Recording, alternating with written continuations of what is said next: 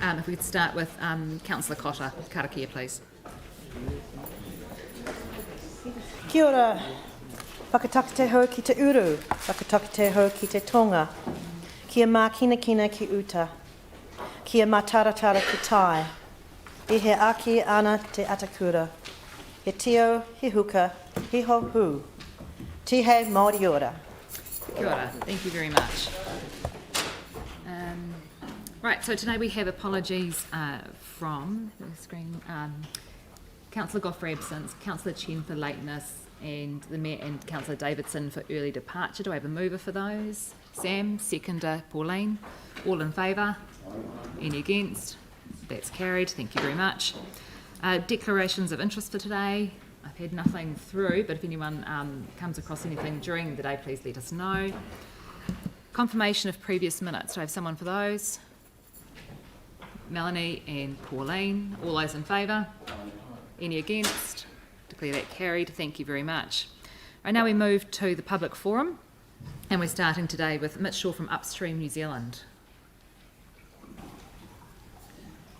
Upstream New Zealand? Right, discussing it. Great. Thanks so much for coming along. As you're aware, this is a live streamed session, Yeah, so you'll be able to put it up online later, and you've got 5 minutes to give us an update about the work that you're doing. Sounds good. Everyone hear me all right? Good. So my name is Mitch Shaw.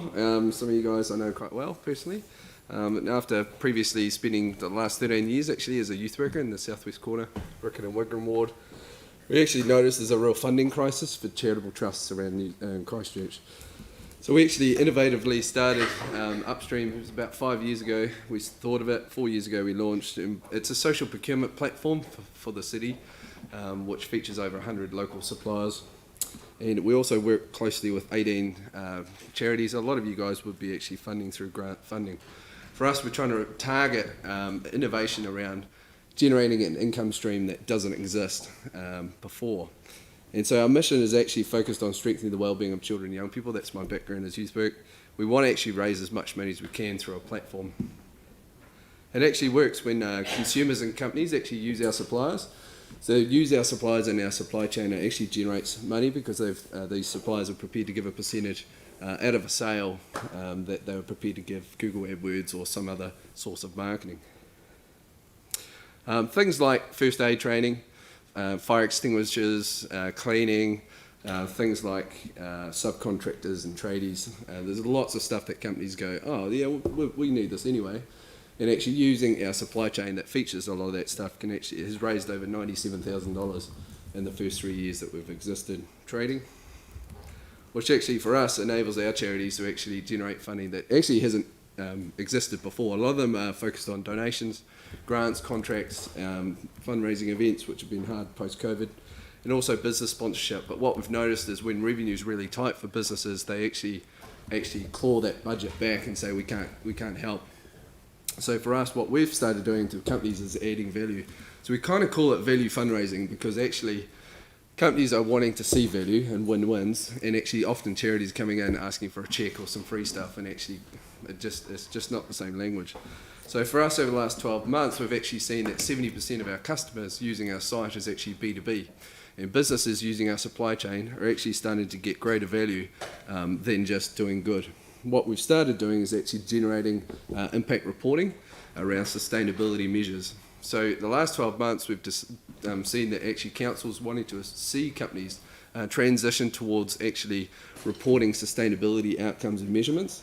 What we've discovered is actually our software, so decision makings that companies can do and the software that we've created, it actually can track areas around carbon emissions, waste diversity, water management, diversity, keeping it local, using SMEs, supporting non-for-profits, social enterprises. We actually discovered we could actually help companies achieve greater outcomes than just generating money for charity. We could actually build a system that actually allowed them to explore what actions they could do in their supply chain and actually report on multifaceted parts of their goals that they're trying to achieve. Often companies find it actually quite full on. to actually trying to do what they're trying to do around sustainability. They just say, oh, this is just another thing we have to do, and that's the feedback we get from them.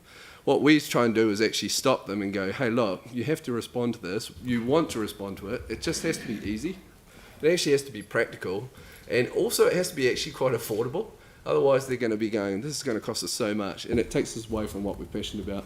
It's not that they don't want to do it, they just need an easier way. So that's what we're doing. We're helping companies actually stop and think about how they can guide through this in a more practical sense. So for us, we actually build a software we can say, what are we trying to achieve? What's the evidence of what you've done? And also, what are the outcomes and how can we improve that? And that's what we've launched over the last few months. So creating a sustainability plan enables companies to actually do greater good beyond just giving money for charity.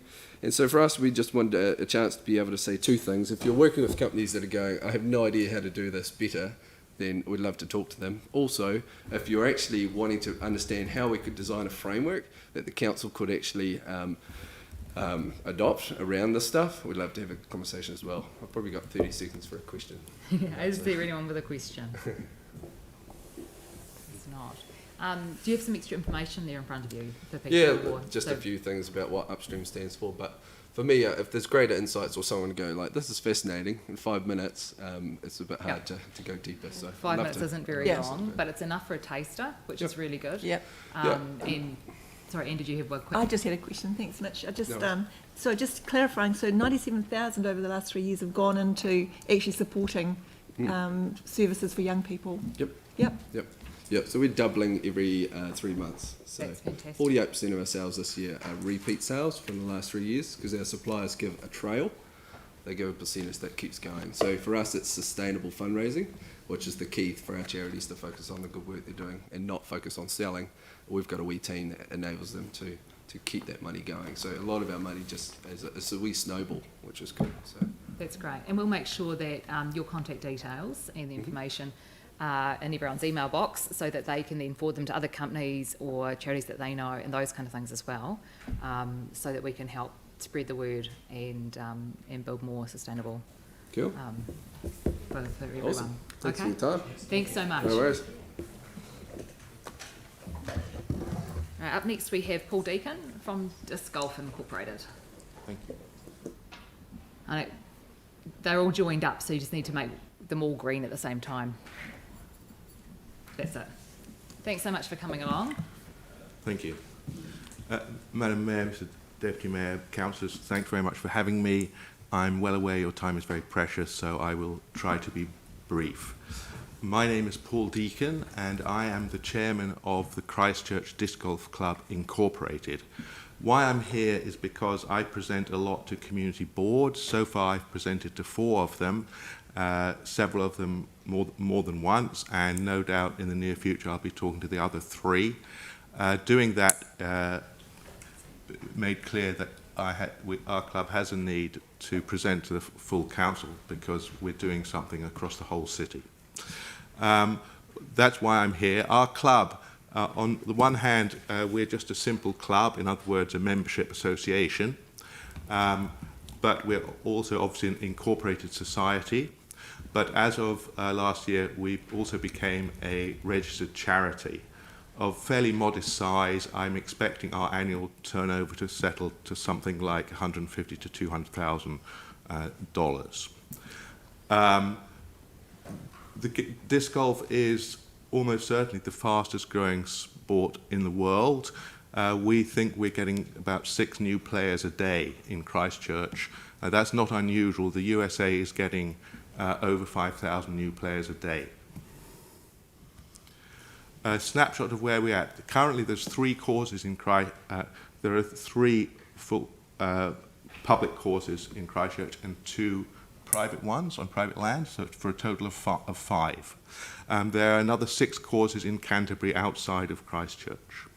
We're currently engaged on fundraising and other work to install 6 courses, 5 of them in Christchurch and 1 in Ashburton. We're hoping that to get most of those courses into Christchurch before the year end.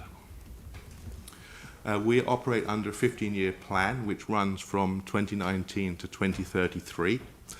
Under that plan, we're hoping to get 4% of the population actively playing disc golf. Bear in mind, the vast majority of those people will be playing no other sport. We are not pioneers at all. This has been done overseas. Finland, with a population of 5.6 million people, has 874 disc golf courses. If you scale that to Canterbury on a per capita basis, that would be 101 disc golf courses, but by 2033, with the rate at which the Canterbury population is increasing, it would be more like 150 courses. But I don't want to alarm you, our plan envisages something like 21 courses in the city of Christchurch. Features of disc golf. What's different about disc golf compared to other sports and recreations? Motivation. People who play will freely admit that it's mildly addictive. So they're not thinking about, oh, I must get exercise. They're just itching to get out and play. It's an important feature. Who can play? Pretty much anybody from a few years old. 3, 4, 5 children can start playing. We have children playing in serious tournaments from as young as 7. Our oldest player in New Zealand is 81. He's in Invercargill. He plays pretty much every day, often with his grandsons. You don't need to be very fit. It's aerobic. It's low impact. Even people with disabilities can play. For example, some wheelchair-bound people can play. It's popular in the USA with disabled Army veterans. Low barriers to entry. It's very accessible. You can play once we get going, of course. You can play in a park near to where you live, work, or study. You don't have to book a time. You can just turn up and play. It's low cost. The only cost to the player is discs. You just wear normal casual clothing, training shoes, etc. Physically speaking, it's characterized by a wide range of motion, so it's up there close to something like swimming. It works practically every joint in the body, and it's also characterized as easy sport to learn, but it's difficult to master. It's characterized by constant skill acquisition, which in turn is good for cognitive health, especially for older folk, like myself. What are the benefits of disc golf? Well, the biggest obviously is community health. You're getting people exercising who otherwise wouldn't, so physical health. But it also is good for mental health. It relaxes people, gets them out in the open air. They start worrying about the flight of the disc and nothing else. I know 4 guys in the South Island who credit disc golf with turning their lives around from problems like depression. It's also good socially. Multi-generational activity. Parents can play with their children in the same group. It's unusual, and so 2 or 3 generations play together. The designer of the game designed it to help reduce youth delinquency. It's something we hope to do in Christchurch. It's good for revitalising parks. We get good feedback from local residents.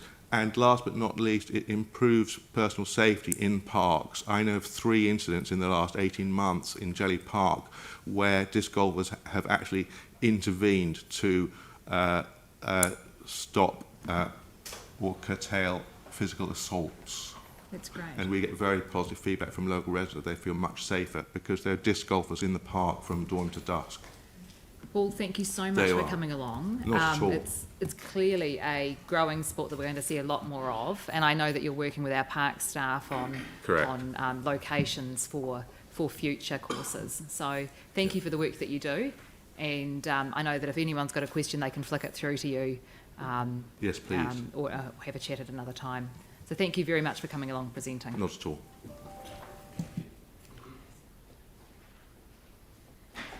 Right. Next we have Mclean's Mansion Charitable Trust. So welcome, Chris. So you've got a deputation today. That's 10 minutes. I'll remind people that we had a shorter presentation in April, giving an update of the progress on the work in Mclean's Mansion. And so Chris is here today to talk to us about the extension of time required for the report that's coming up. Yes, good morning. Thank you very much.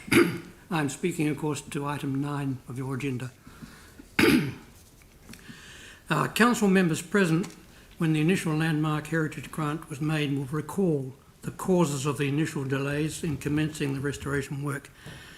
And not 1 cent of the City Council's grant could be used until the previous owners agreed to the required heritage covenant.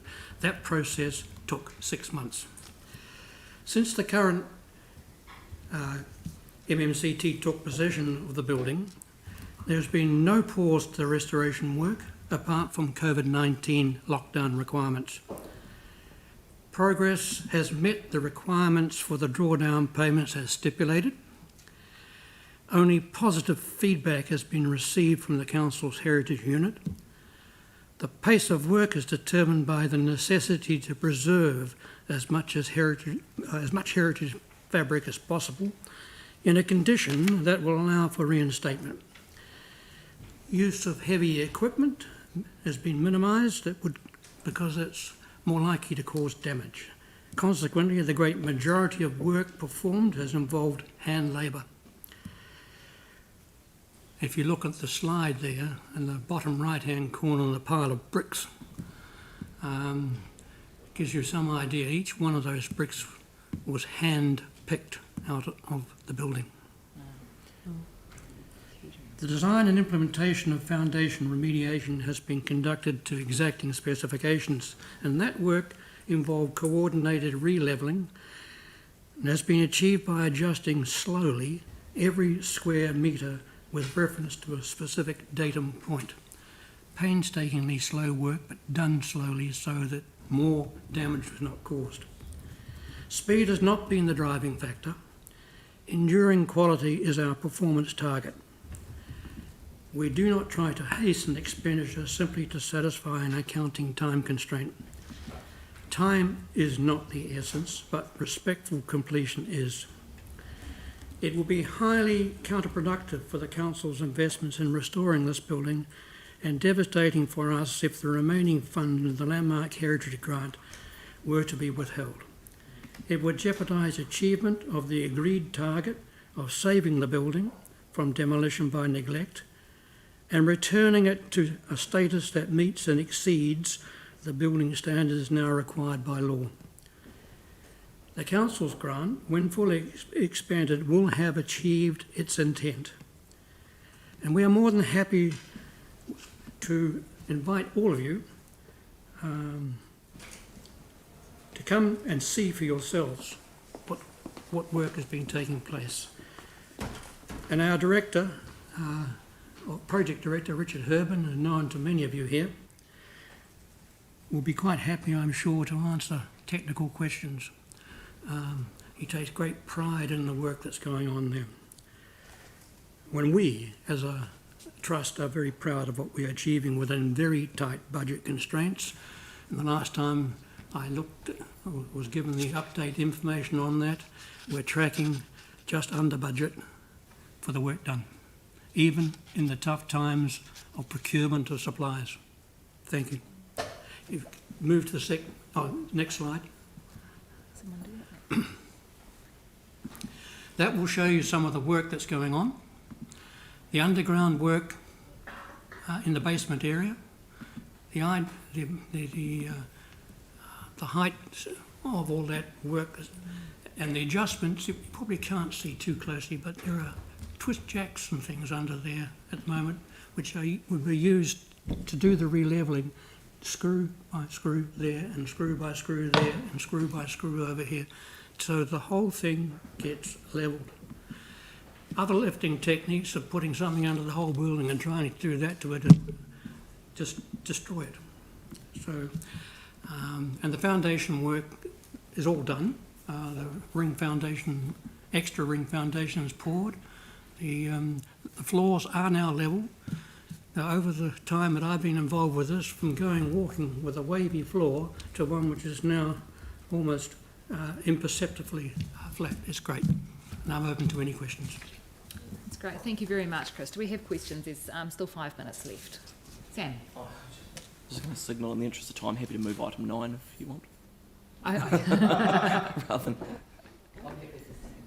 Okay, so we'll move that item forward to after the presentation. Leanne, you got a question?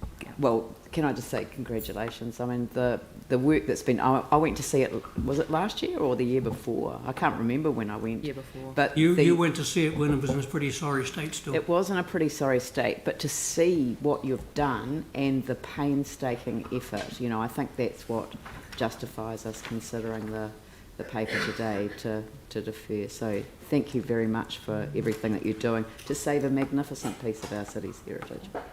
Thank you. Thank you. Right, no more questions. Thank you very much. But we will move straight to item 9. So if you take a seat, you'll be able to hear us go through that now. Thank you.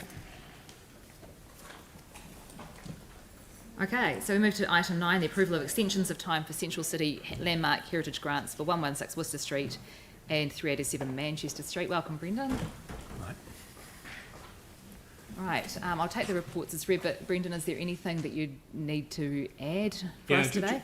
Can I just emphasise that the other building, obviously 116 Worcester Street, is in the same kind of category. The work has now started on that building as well.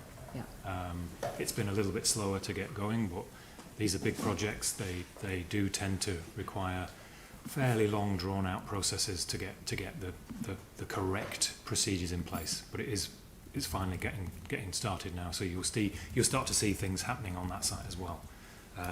And these are as Chris said, these kind of projects, they do require a little bit more time. So these extensions of time that I'm asking for you, they seem to come around fairly frequently, but they are fairly normal. They're anticipated. 18 months is a pretty short time frame to do some of these major projects.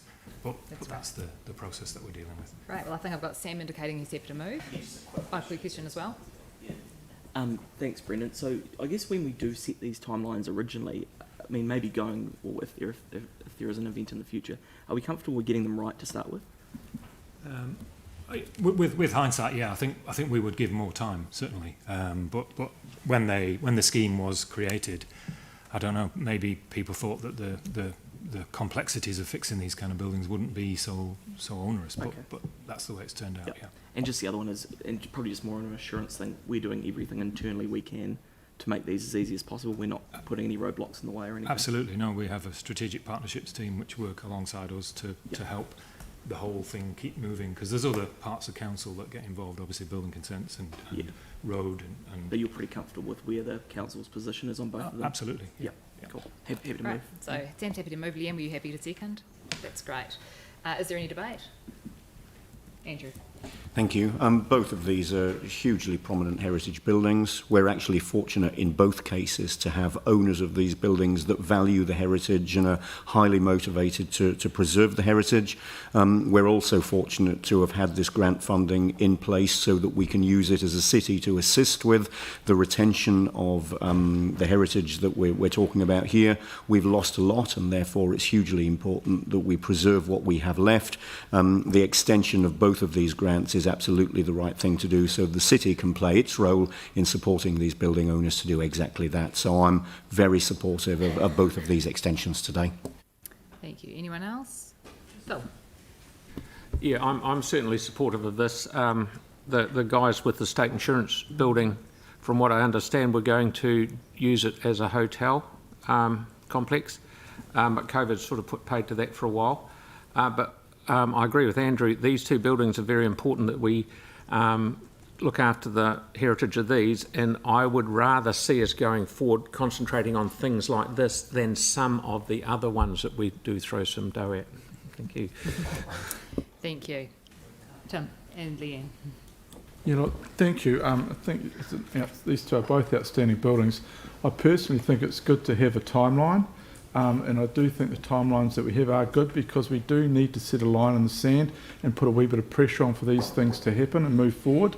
And I don't think we've had any issues with regards to extending these timelines when it's been required. So I personally think it's good to set a timeline and put some pressure on. The work that's been done is absolutely outstanding on these buildings, but I do think we need to put a wee bit of emphasis behind them. So thank you. Thank you, Leanne. Thank you.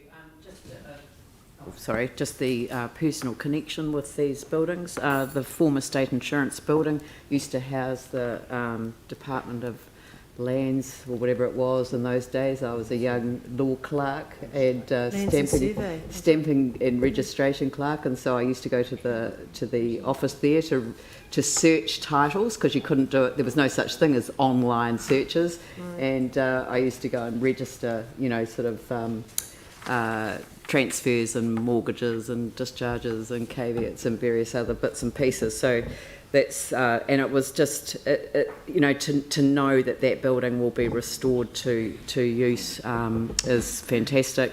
Mclean's mansion, I didn't know it when it was a dental school, but I did know it when it was the academy, and it was really the first of its kind in terms of the type of training that it offered young people going particularly in foundation courses and various things. So it's had a great use, but what it reminds me is that it is the modern day use of these buildings that breathes new life into them when they're completed. So it's great to see the owners really committing themselves to the future.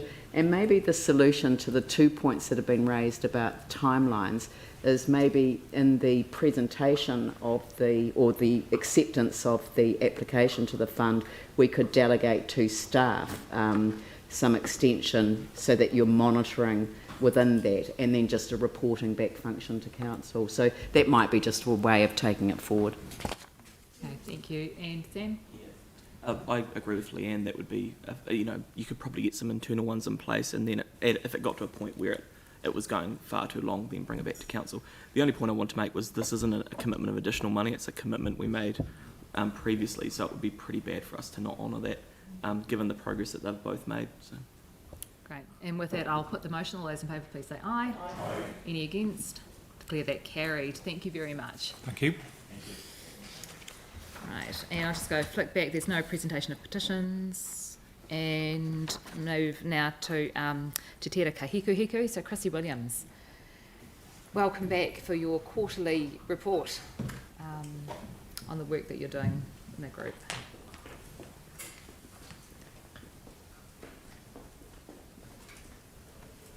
Thanks, Madam Chair. I think you're used to these reports by now, and I don't plan. Is my speaker on? Yeah, I don't plan to go through them in detail. Just a few things I'd just bring to your attention. One is that we're having fewer transitional land use applications coming through to us from LINZ, and you can see that we cancelled our May meeting because we didn't have any applications. So because of the 6-month lease or licence constraint that LINZ are now putting in place, that's reduced people's willingness to apply for leases and licences and waiting for the when council owns the land to make those applications.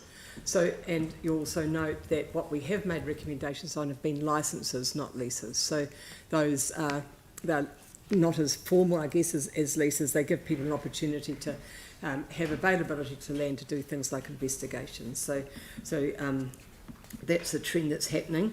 I think it's important to note, though, that there's still a number of leases and licences sitting there that are sitting with LINZ, and the various groups that have those leases and licences need to comply with the conditions that LINZ have on them. And council staff just have to be careful in their enthusiasm to support those groups keeping to the conditions that they've got, and not sort of starting to look at as if council owns the land already. So if that makes sense. So I think we need to respect that LINZ have got those conditions and people need to comply.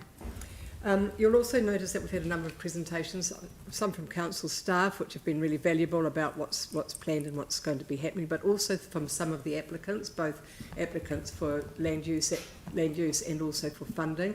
We try and have those at a different time from when we're considering their reports, but they're incredibly helpful for the group to get really understand the background to what the group will be applying for and what they intend to do and how they intend to work with the community and others.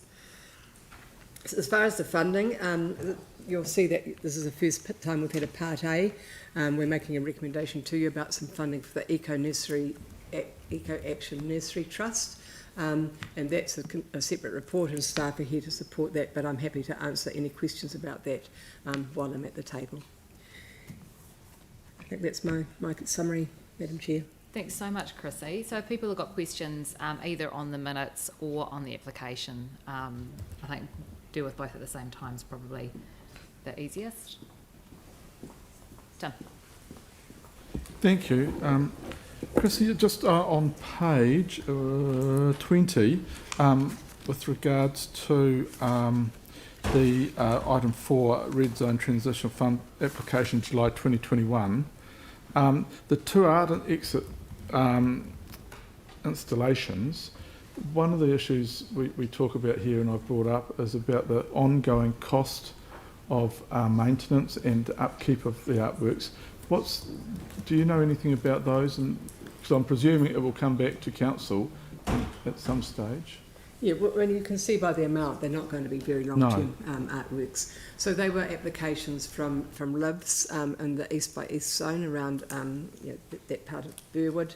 One was for some painting, on-road painting, and it was to sort of introduce into the area where all the East by East activity is happening. And the other was on a container that was, I think, had graffiti on it, so it was really to put a mirror on the container. So I don't think there'll be any long-term operational costs for council. They were fairly short-term projects, but we were supporting them because they had a lot of volunteer time involved with those, and also to support all the projects they're already doing in that area. Thank you very much. Thank you. Any further questions? Any of those? No? You don't want me to talk about the mulch with... No, I think that it sounds like people are happy. Okay, so... Sorry, hang on. I see. Michael, you happy to move both of those? And Andrew, happy to second both of those reports? So we've got the same mover and seconder for both, but we'll put them separately. Yeah. Yanni. Oh, I mean, I'm happy for you to talk about the mulch, and that's the pretty significant cost in that project. And I mean, if there were ways in which, my understanding was that we would look at ways to offset that cost and then discuss it with the group. Yeah, and that's the plan, and that first paragraph of the Part A report refers to that. When we made the decision, we didn't have enough information about whether council was saying they could supply some of the mulch. Yeah. They require 2,000 cubic metres. They're planting 20,000 trees next year, which is 2 hectares. It's absolutely huge, involving volunteers from all the schools. So 2,000 cubic metres, they get some donated from Living Earth, on which they have to pay cartage. The other, they pay a commercial rate. So if council can provide that $21 per hectare can be reduced, right, and discussions can be having with the group about returning some of that funding, or finding alternatives, but probably returning that funding. But the information we had, that we didn't know whether council had the quantity, could supply it at the right time, and whether the group would have to pay cartage on that. So there were too many unknowns for us to feel like we could subtract from the grant at this stage, but certainly the staff will continue discussions.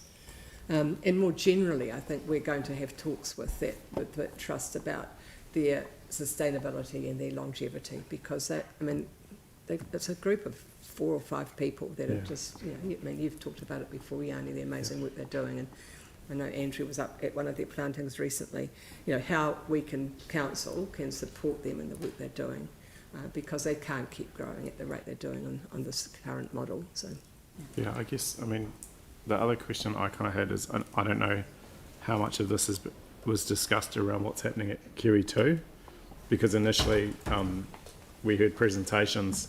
We've got massive amounts of money on budget as council for tree planting at QE2. But Yanni, Chrissy's not a staff member. She's here No, to I talk get about that. But just in terms of the work that the group's doing, I just wasn't quite clear if any of the work in this project is going to be focused at QE2. So that's what I just wanted to... Yes, certainly 2 of the planting projects this winter have been at QE2. So, but you'd need to talk with staff about the budget around that, and we're supporting this group and their the way they work with schools. So and also do the planting in the red zone. So and it's land adjacent to the red zone. It's very hard to have a very strong boundary. That's right. In that area. Yeah. Right, if there are no further questions, we've got a mover and seconder, and we'll do the minutes first. All those in favour, please say aye. Aye. Any against? No, declare that carried. And item 8, the Eco Action Nursery Trust School and Revegetation Programme. All those in favour, please say aye. Aye. Any? Or, Oh. Sorry, I thought you were done with questions, which is why I said. I just wanted to check the relationship between this project and the work going on at QE2. Yeah, Andrew.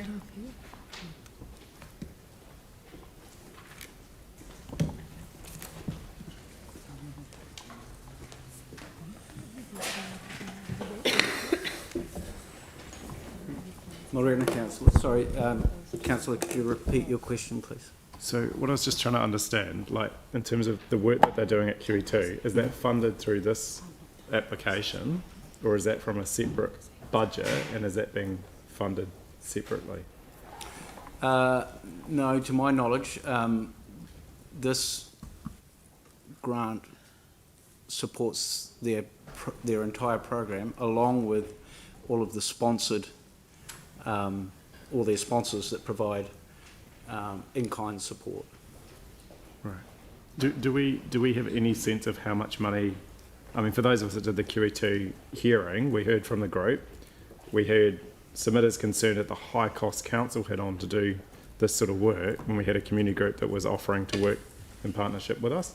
It seems like that partnership has happened, which is great. Do we have any sense of how much money they've saved the council by working in partnership with us? I don't believe that we would have done a calculation, but if you put into context, overall, in terms of volunteer input last year, there was around 85,000 hours. And so you're really talking about, close to 40 full-time equivalents. So you're in the millions of dollars of cost avoidance. Yeah. So, absolutely, well and truly into the millions. Yeah, so maybe if those kind of things can be covered in the Parks report that's coming, yeah, that would be really good. I think that you'll the have a lot intent more is to detail do about yeah. that sort of thing. That's great. And then just to give you a little bit of context of Eco Action's presence, or if you like, the work they've done at QE2, that came about because at the time they first approached us in the early schools that were participating, we weren't able, because LINZ were still working through early phases of their program, to offer them land in the red zone. Otherwise, that was their desire, and that's why we've now found spaces for them to plant in the red zone. Right. Just the comment that was made from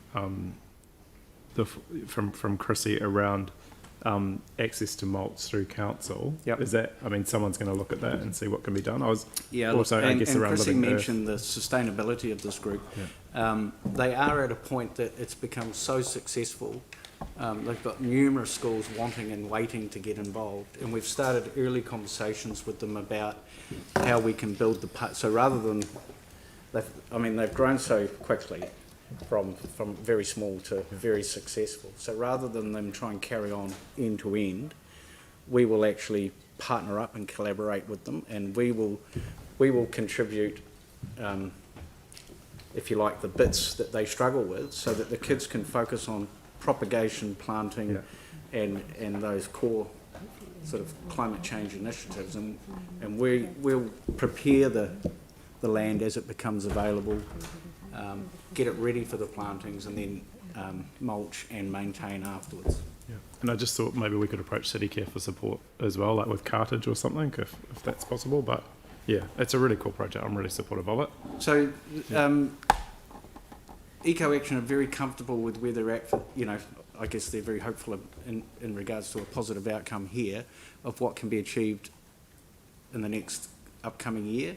Yeah. And what I've been talking about is we're in early conversations about how we can help them extend into other schools and have their focus at that end, and we'll support them on the ground. Yeah. And that's from next year onwards. Yeah, that's great. Thank you very much, Andrew. Anything further? No, so we've got a mover and a seconder. Is there any debate? Yeah. At the end. Sorry, I wasn't going to talk, but I just want to say just how valuable this model is. Oh, absolutely. To start with the young kids in their schools and help them understand how you propagate the seedlings and then get them out there planting them it's just a life cycle contribution that is second to none. So I kind of wanted to just say a few words just to complement the Eco Action Nursery Trust and to say that I'm really pleased to hear that council staff are going to work with them. This was the thing that came out of the long-term plan. So many community groups wanting to work in partnership with us. We can achieve so much more when we do. So I'm really, really grateful for it, and we'll be supporting the resolution. Thank you. Andrew? Thank you, and really just amplifying that, so I'll keep it brief. I had the very interesting privilege of attending one of their planting days, and I mean, this is a huge operation. They're putting 50,000 plants in the ground over 2 years, the collection of seed locally and then propagating that in schools. There's a huge educational aspect to the project, but there's a huge ownership aspect to this project by the children in the schools and by their families and by the local community. The day that I was there, they put several thousand plants in the ground and there were hundreds of volunteers there. This is a massive operation. So when we look at the mulch as an example, I think what it's an example of is the scale of what they're actually doing out there. It's pretty amazing what they're doing, and I'm also very pleased to hear that we're looking at other ways that we can be working with them in partnership to support this valuable work that they're doing. So thanks very much indeed for the answers to questions and for the detail today. Phil? Hello. I've been to a couple of these like Andrew has, but the guy that runs it, Dave Newton, his enthusiasm is infectious. You've got anyone should go down there and watch that. Now, I've been down there, I haven't planted any plants, but I've folded up about 3,000 plastic bags, which they use over and over again. So he's right into doing it properly, the little weed mats and everything, so they clean them all out and the kids clean them all. And he's like the chief commandant running around telling them all what to do, and it's a pleasure to watch him in action, so I'll be supporting him, no problem. Thanks, Mike. Excellent. Can I just remind councillors it's well over a year to go? Yeah. That's out of order. Okay. So, and if there is no more debate, He has been told it was allowed. Yanni. No, I mean, I just want it because the first I heard of this was when I was on the Kiwi 2 hearing panel, and it is really, I mean, it's a really cool project. So I just wanted to support the words that have been said around the value of it. I think the really important thing for us as a council is to look at the value that we get from this sort of activity and try and ensure that we can support more of it and facilitate more of it, which I think the staff have basically given an indication that we're going to do. So I think the combination of our new urban ranges or additional urban ranges, of getting our council companies, because I think when you look at the list of who's supporting it, not to see City Care, there's a little bit, like you kind of think, well, can our council companies help in this regard as well? And I think it's a really positive model, like it's for all the reasons that people have outlined. So, this group came to the QE2 master plan. They saw how much money we had on budget as a council and said, we can help, we can save money and have a really good educational program from our school kids. And so I just think it's a win-win for everyone. So I'm really supportive of it. Right, any further actual debate?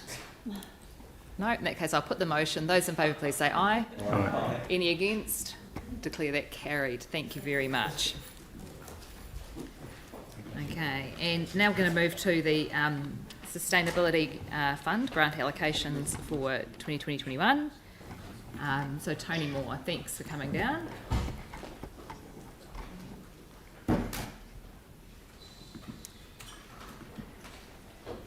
Right, just remind people that we've had a workshop on this, and Tony took away the questions that people had posed, and their answers to those are in the report. I know there's been a little bit of additional information since, and so Tony, if you could just talk us through, give us a bit of an overview and any updates that we need. Sure, thank you. Well, I just want to reflect on the process and the purpose of this fund. So the purpose of the fund, of course, was set up to help address climate change and in terms of both avoiding emissions but also growing resilience in our community. It's gone through a very rigorous evaluation process, and I just want to reflect on that for a moment because it's not really clear from the information you've received that the process we've followed is so robust. So the criteria that we apply for this fund are around the relevance to the ability for creating change in Christchurch, the benefit, the scale of benefit, and the what's actually delivered to the community, the legacy that this project can deliver ongoing benefits beyond the funding that we provide, deliverability, how confident we are that this project can be delivered, and measurability, the ways that these projects the value, if you like, or the benefits can be actually measured in tangible ways. So they are the criteria that the evaluation panel applies to these projects, and then from that we summarise that into the priority levels that you have received. So that the 4 priority levels of effectively two are fund and 2 are not to fund. That's the summary that we provide you. So the process does include considering the if you like, the value and the benefit and the impact that these projects will have for Christchurch. So that's the process we run. At the moment, we've got a set of proposals here for you to consider, and we've already, as you heard, had a workshop with you about those, and we've met and just briefly discussed some updates. So I won't go through those today, but thank you very much, and we'll welcome your questions. Tim. Yeah, thank you, Tony. Just make it clear, I'm not running for the mayoralty, so these are genuine questions. Just so we know. Can we please just stick to the topic? Getting back to the 2 things here. The super home movement, the first one, will there be a link or some connection with our building consents team? Because we do have a staff member specialist with regards to sustainable and green homes and how you can improve it. So is there going to be a link? Because it would be logical for this council, seeing we're assisting with the funding as well, but it would seem that would be better bang for buck as well. Is that a possibility? Sure. So the eco-design advisor position that the City Council has in the building consents or building approvals team, she's intimately involved in the super home movement. In fact, she used to work for some of the designers that are involved in that movement. But the important thing is that when people go and visit these homes, they can see the quality and the feel and the performance really of those homes that are on the tours. But Julie's also there joining the tour and talking to people as well, but her information is also available at each of the homes, so that somebody might go and see the home and go, oh gosh, I'm really keen to learn more, and here's how the council can help. So she's also, in addition to that, organising a minivan, because before this tour there's also an industry tour. So Julie's actually taking the eco-design advisor of the City Council is taking a group of industry players around the homes and talking to them about the sustainability features of the homes as well.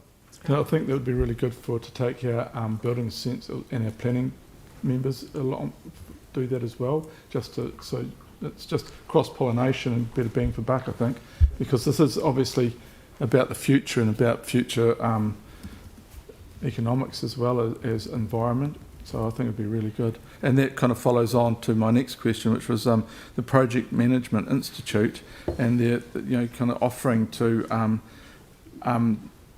kind of add some value to our staff. So again, I think that'd be really important to follow that up. Because I would presume that they would be adding and upping their area with regards to green builds, etc., and conserve water and things like that, which are going to have to be necessary evil, if you like. But is that part of the focus when we talk with these people? That's exactly right. So it's wonderful to have the institute developing guidelines for its members, so that has a national appeal, a national approach, but also gives it sort of mana, a bit of weight. But the purpose of it, as you just described, is to help those project managers better consider the sustainability features of whatever project they're working on. So often it's a building, so thinking about energy and water and waste, and of course the carbon footprint of infrastructure. So the guidelines or the toolkit that they're trying to create with their members will be aimed at delivering that outcome. So I think because the chair has mentioned in other meetings with regards to making sustainability a standard line item in our own development of properties and buildings, projects, etc. So again, I think this would be a really good link in with our project management teams and our procurement teams with regards to lifting that knowledge and broadening that knowledge perhaps. Yes, that's the intention. Right, thank you. Thanks for that. Sam, then Aaron. Cool, yeah, thank you. Probably just more at a high level, what are we doing to encourage more outstanding projects as opposed to just worthwhile or satisfactory Because I mean, there's the Mutu ones, obviously signalled as outstanding, but the others do seem worthwhile to an extent, but there's nothing that really is that sort of exemplar. What are we doing to ensure that, I guess, the money we're providing is going to those kind of projects, as opposed to just waiting for the applications to come in? Yes, so thank you for that question. I mean, I suppose we are trying our best to reach the innovators that we see in the city. So we've been working with, or communicating through the different networks that are out there. There's innovation ecosystems that exist in Christchurch. We're very lucky to have them. So groups like Canterbury University, the Centre of Entrepreneurship, Ministry of Awesome, Arkina, a range of different groups get the information about the fund being open, and we try and work through their networks so that they can then approach their own innovators to come up with some smart ideas as well. And then, of course, it goes out through just environmental networks to try and reach as many really people as we can. But I suppose another layer to your question is we don't actually facilitate in the projects being developed. So because we've got a very light touch, what we do is we put out the information that this fund is open and we want to hear your good ideas, but we don't actually facilitate or help in any way the project's being developed. So I guess maybe the other way to look at it, and I won't take up much time, so is the criteria right then for the fund? Because it just seems like if we're spending other people's money on stuff and we're saying they're worthwhile but not outstanding, then actually are we investing that money wisely? So it doesn't have to be an answer now, but I'd love you guys to give us some consideration and come back on if we've got that mix right. So those priority levels are actually consistent with what the Strengthening Communities team use as well. So it's just signalling that some projects are, as you say, outstanding and others are worthwhile. That's just. But you're right. We want to get as many outstanding projects as we can. I understand that. Yeah. Thank you. Could I just add, I think it's probably helpful that you have adopted a climate strategy, so there's, and you're looking at where you want to focus your effort in that, so there then becomes opportunity through funds like this to actually say, you know, desperately seeking projects that deliver on, that might be a direction that could be taken in the future. But we'll bring some advice back. That'd be great, thank you. Aaron, and then Leanne. Yeah, just a quick one on the number 3 there, the withdrawal of the electric ferry. Is there any update on that and the reason why, so on and so forth, and the way forward? So the rationale probably would, I mean, at a high level, they couldn't bring it all together to deliver that project for us, so they've offered to return the money, or to decline, and maybe in the future they'll reapply when they can have more time to pull it together. So I think there's still interest in delivering that project. Right, but at a high level, do electric boats not exist, or they do but they're super expensive, they're hard to charge? I'm just wondering if, because there's some commercial sensitivity here, perhaps we could just provide a quick update via a memo to you on that. Yeah. I think that was dealt with in the workshop as a commercially sensitive matter, but if you'd like to have a recap of that maybe after the meeting. Which workshop? The one for this fund, where we did a workshop on the funding applications. Oh, last week. No, some time ago. So, but in answer to your question, electric ferries do exist. They do exist. So there's one available. There's one operating right now in Wellington. Yeah. So that's all good. But if you'd like an update on the specific project, then Tony will be happy to talk to you afterwards. Okay, cool. Yeah. Leanne and then Pauline. I just wanted to compare two that aren't being signed off here. The Brighton Observatory of Environment and Economics Trust, which says that Coastal Hazards team to work with applicant to prepare a new application. I mean, the Coastal Hazards team can see value in what they're doing. Yes. And I mean, even if there was funding within that project, it may be an alternative to funding through this mechanism. But that's, I'll leave that over to you guys to bring it back. But the one underneath it, Te Pātako o Rākaihotu Banks Peninsula Geopark, encourage the applicant to develop a proposal with iwi and finalise designs with council. It doesn't have the same work with approach to it, so I just wonder whether I can get some reassurance that that staff will work with them, because initially I thought, well, we could make it subject to, but I just wonder whether it's bridging the relationships, helping them develop what's appropriate. I mean, I take on board the comments about the distance, you know, that these signs would be at, but I also know that when there is a sign that explains to people the area that they're in and tells the bigger story, the history pre-colonisation, then it's usually a very good thing in terms of environmental awareness. Just earlier this morning we had a quick catch up with the council's cultural advisor, and in fact if council were minded to approve that with a condition of subject to support from Mana Whenua, that would be, he thought that would be entirely appropriate if you were minded to make that decision, and then we could work with him and with set up the necessary partnerships and liaison, and then there wouldn't be a need to come back to council. Okay. So if you were so minded. If you'd like to propose adding the funding into the approved funding, I would be happy to do that. Yeah. So if we could.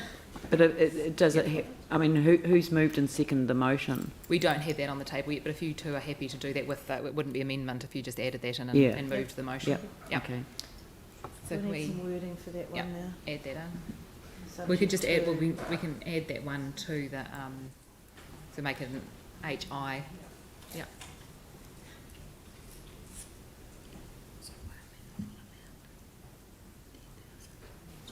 And then are you happy with the requested 10,000 there?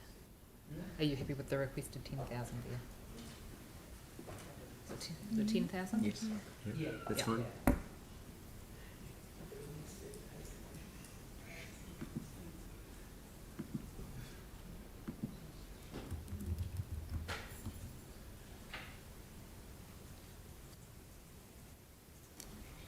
So in the grant funding agreement, we could include that condition in the wording of that agreement. Yeah.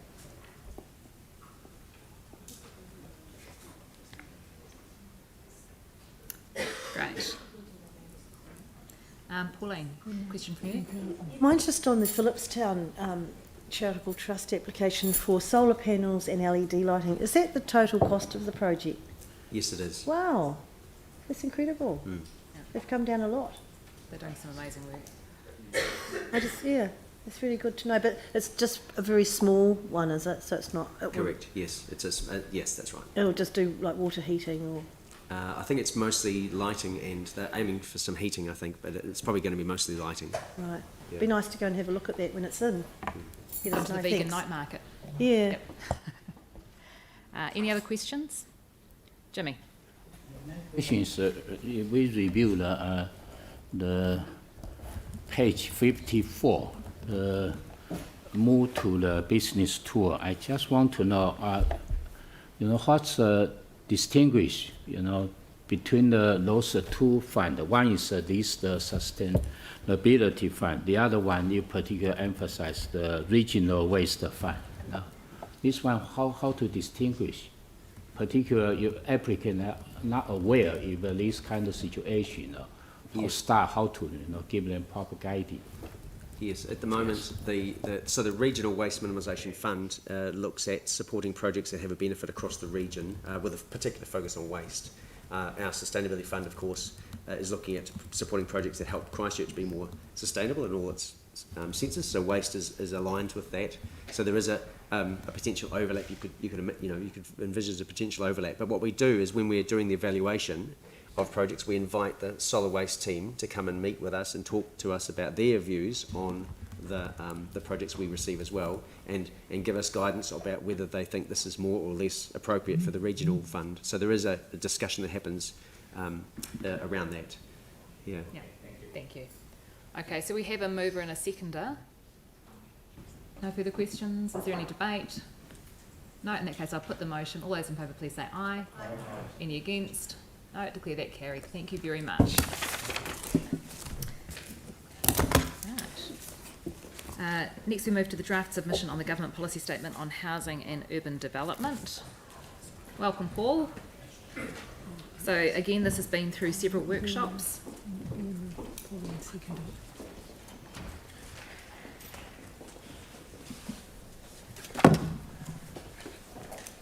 And I note at this point as well that there'll be a briefing at next week's Urban Development and Transport meeting on intensification issues and upcoming RMA reforms, including this one. And so there'll be some more information at that point. But just specifically on the submission, did you want to give us a quick rundown, very quick? Thank you, Ms. Chair. Yes, a very quick rundown. You'll recall the briefing that we had with you 2 weeks ago. So we've sought to incorporate your feedback within the submission on that. You'll notice in the covering letter to the Ministry and within the officer report in there. So some of those principal points you were talking about were certainly re-emphasising the whole of government approach to this, taking into account and linking up to the other reform programs, the Three Waters, the local government reform, linking up solidly to the land transport, land infrastructure issues when the government position statement, policy statement on housing and urban development is given effect to. So those were some key concerns of yours, as well as recognising the key role and capacity that local government plays as an essential partner in the delivery and giving effect to it.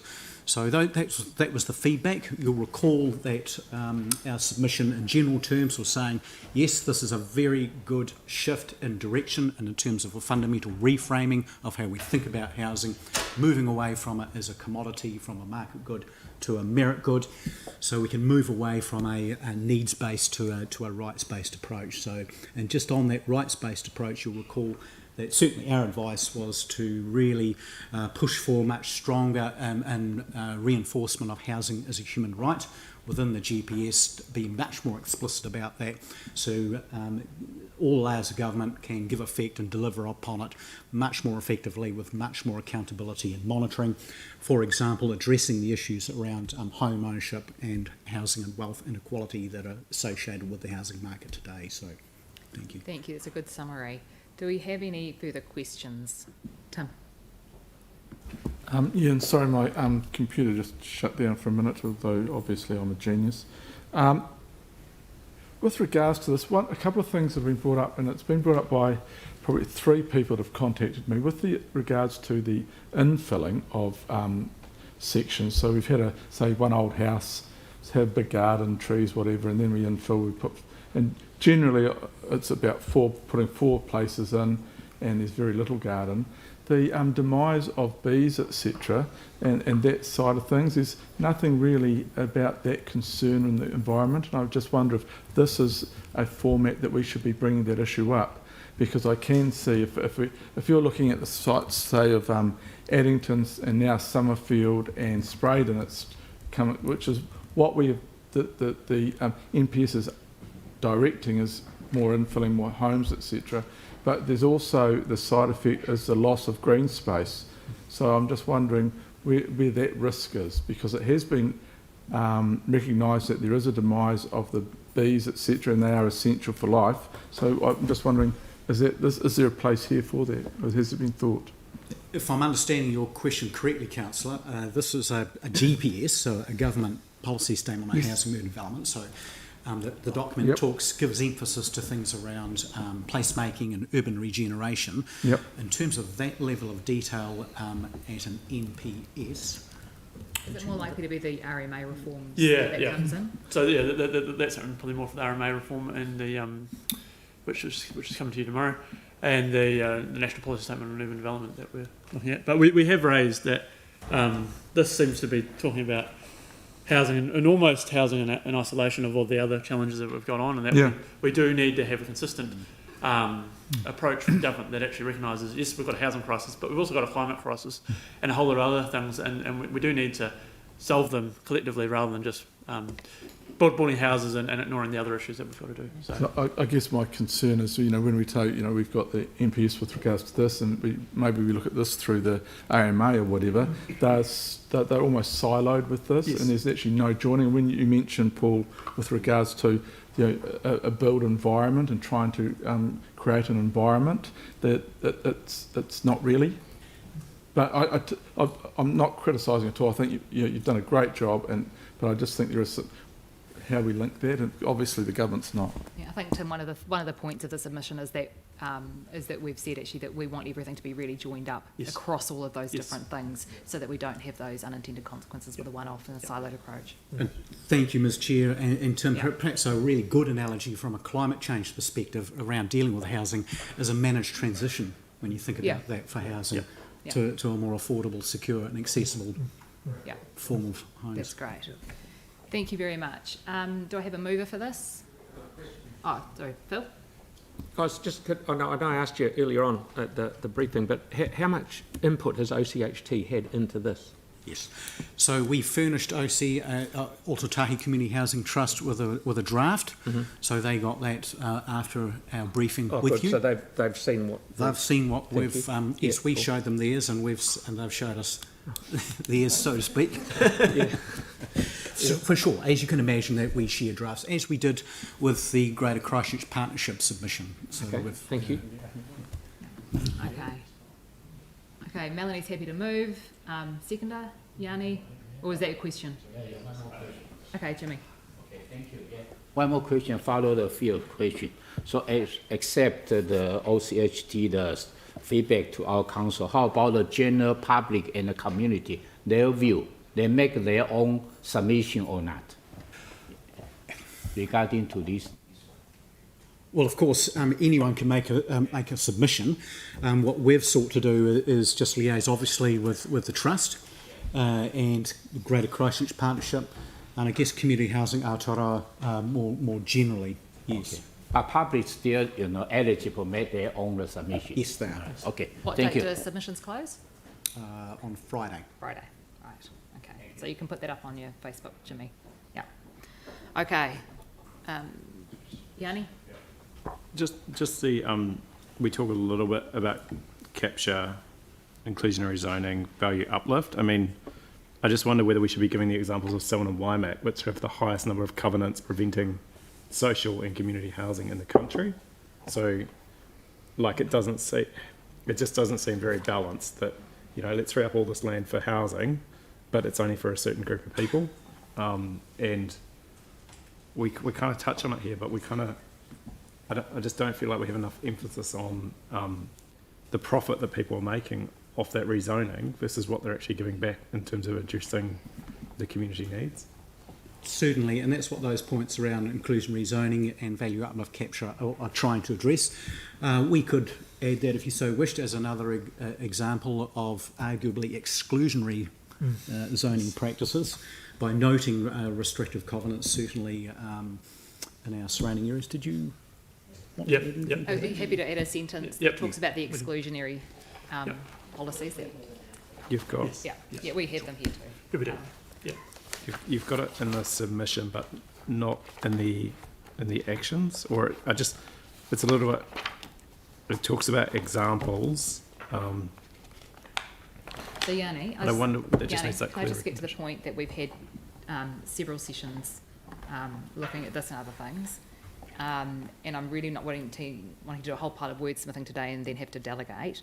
Really happy to add a sentence in about the exclusionary stuff. And we could just do that in a resolution saying as with a change as discussed. I just think maybe it's the format of the document, and it's a bit like I think someone was saying, often when we get asked to give the feedback, we respond to the questions that they ask rather than being explicit about what we want. So I think actually the content is good. I just think we need to have really clear recommendations of things that we're asking for rather than cool. Sure. Just to check with you, Ms. Chair, can we add that point into the existing paragraph around the inclusionary zoning and so on to I think that's where it would okay? best. I think that's where it would best fit. Yep. Yeah, and so just making clear that inclusionary zoning means getting rid of exclusionary stuff. And do we also have anything in here that talks about community development from the rights of people that being notified of things, not having a voice in local planning matters? I mean, I'm just a little bit concerned this will be used to justify why people shouldn't be notified when, 6 stories go up right next to them, they lose their privacy, their son, They can't even, you know, maintain the properties without going into the neighbour's property. We just, yeah, so that's quite a long question. Well, no. Well, so is there anything in here yeah. that talks about, we still think it's important that local communities have a say in developments that impact on their amenity? That's nice and concise, thank you. No, thank you. So this submission, I guess, talks about that probably at the next level up, just in general principles terms. David, do you want to add anything to that, how it might be reflected or captured In other documents Yeah, as well? yeah. Look, I mean, this is probably not the right document to get into that detail, but tomorrow when we're bringing the submission on the Natural and Built Environment Act, the new RMA, is definitely the right forum, and we have already got quite a lot of that content in there, so we can talk more tomorrow. So yeah, we can do that one tomorrow. Okay. So they're two different. I think one of the key points is actually the stuff that Tim mentioned earlier. It's about that holistic approach, and there's so many different documents at the moment. That key point of actually having everything well aligned is a crucial one. Okay. Any further questions, Aaron?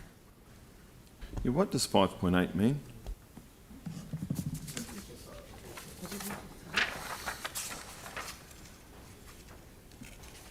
Especially, this includes what financial mechanisms will address affordability first rather than promote a speculative property market, and how low-income households can affordably gain security through housing.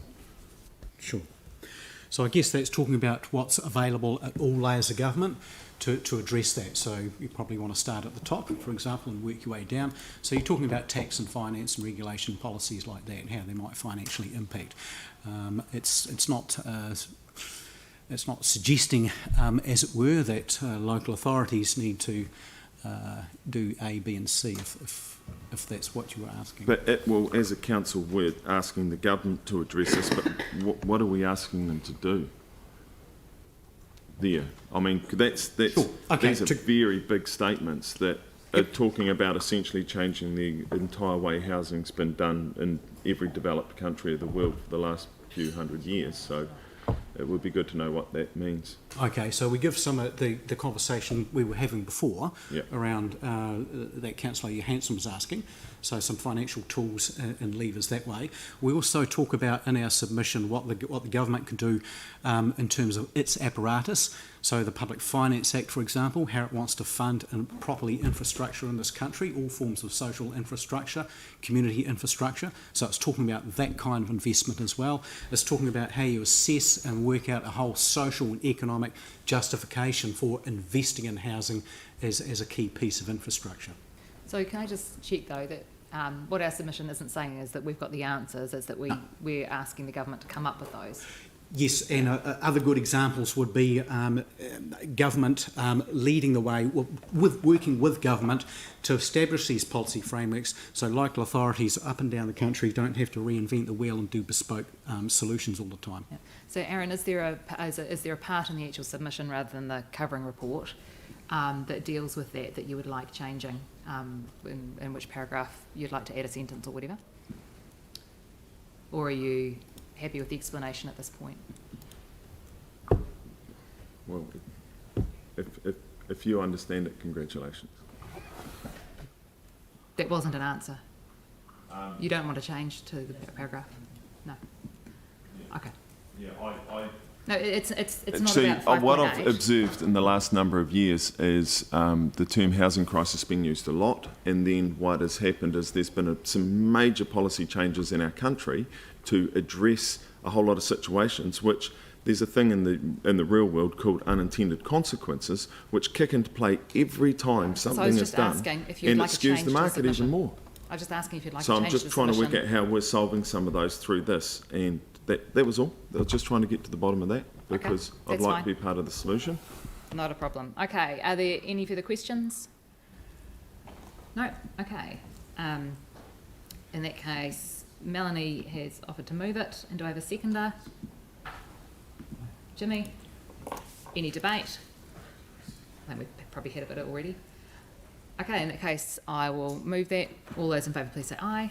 Aye. Any against? No. Okay, like that recorded, Aaron. Declare that carried. Thank you very much. Thank you. Now we move on to the Metropolitan Discretionary Response Fund. So we have an application here for the Santa's Grotto. Welcome, Sam.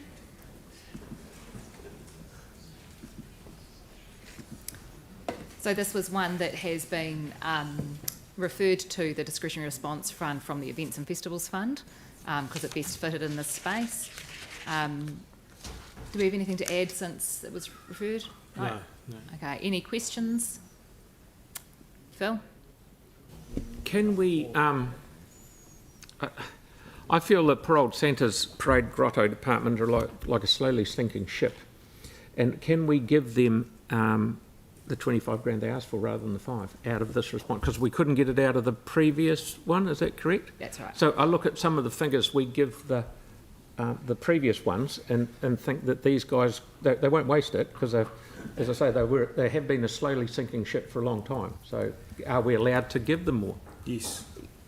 Okay. Absolutely. So if you'd like to move this with an amended amount, that's up to you. So Sam, how much is left in the discretionary response? So as per the report, there was approximately $75,000 to last us through to the end of next June. Which is a carry forward from the last financial year. Yeah. And it'll be next month that council will decide how much of the Strengthening Communities Fund will go into the Discretionary Response Fund. Traditionally, that's been $135,000, so that would be on top of the carry forward should that go ahead. Okay, thank you. Leanne?